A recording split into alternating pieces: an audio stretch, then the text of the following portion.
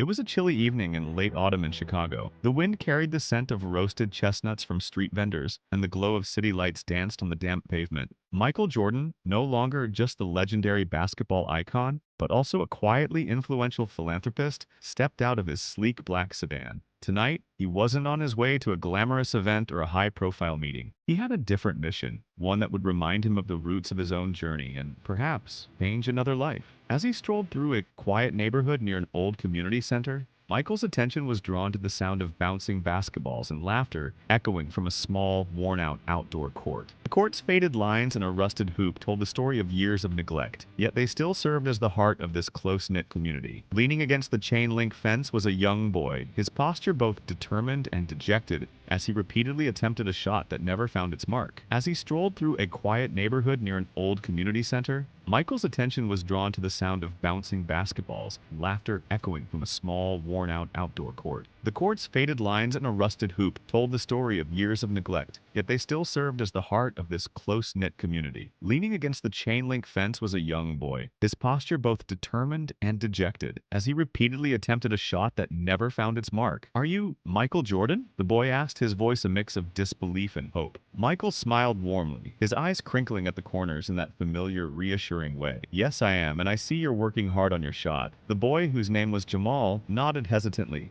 "I've been practicing every day, but I can't seem to get it right." Michael walked over and picked up the basketball from where it lay abandoned on the cracked asphalt. "Mind if I join you for a few minutes?" he inquired gently. Jamal's eyes widened even more as he stuttered, "Sure, sir." Under the soft glow of a nearby streetlight, Michael and Jamal began an impromptu practice session. With each dribble and pass, Michael shared snippets of his own childhood. Stories of missed shots, long nights in cramped gyms, and the endless hours of practice that eventually turned potential into greatness. "You know," Michael said, pausing to watch Jamal's determined face, "every time I missed a shot, I told myself that I'd learn from it. The pain of failure is only temporary if you let it push you to try again." Jamal listened intently, absorbing every word as if it were the secret to unlocking his own potential. "But sometimes it feels like I'll never be as good as everyone else," he admitted softly, eyes lowering in self-doubt. Michael knelt down to Jamal's level and placed a reassuring hand on his shoulder. "Greatness isn't about being perfect. It's about the courage to keep going despite the setbacks. I wasn't always the best, and I made plenty of mistakes along the way. What matters is that you learn, adapt, and never let a single failure define you."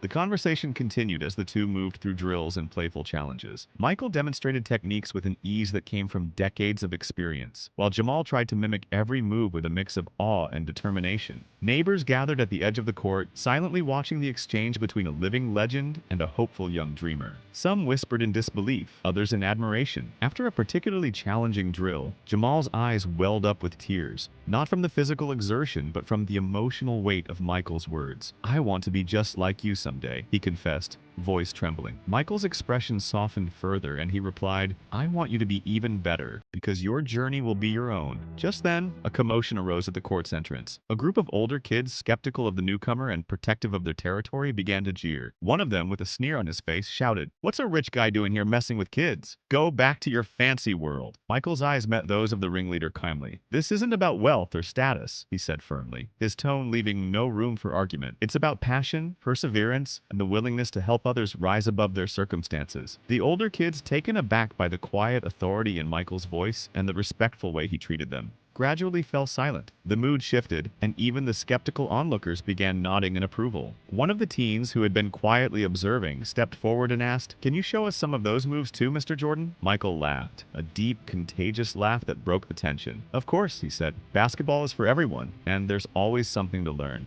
For the next hour, Michael turned the rundown court into a makeshift training ground. He organized a friendly game, splitting the group into teams. Every so often, he paused the game to offer pointers on dribbling, defense, and the importance of teamwork. His presence transformed the atmosphere from one of casual play to a vibrant celebration of resilience and community spirit. At the end of the session, as dusk settled over the court and the streetlights flickered on one by one, Michael gathered everyone for a final word. "Today was about more than basketball," he said, his voice resonant with sincerity. "It was about believing in yourself, reaching out to others, and understanding that every challenge you face is an opportunity to grow. Remember, greatness isn't measured by the scoreboard, it's measured by the heart the dedication, and the impact you have on those around you. Jamal, now beaming with newfound confidence, stepped forward and said, "Thank you, Mr. Jordan. I won't forget this night." Michael knelt beside him once more, handing him the basketball he had been dribbling all evening. "Keep this as a reminder that every champion was once a beginner," he said softly. Before Michael departed, one of the neighbors, an older gentleman who had been silently watching from his stoop,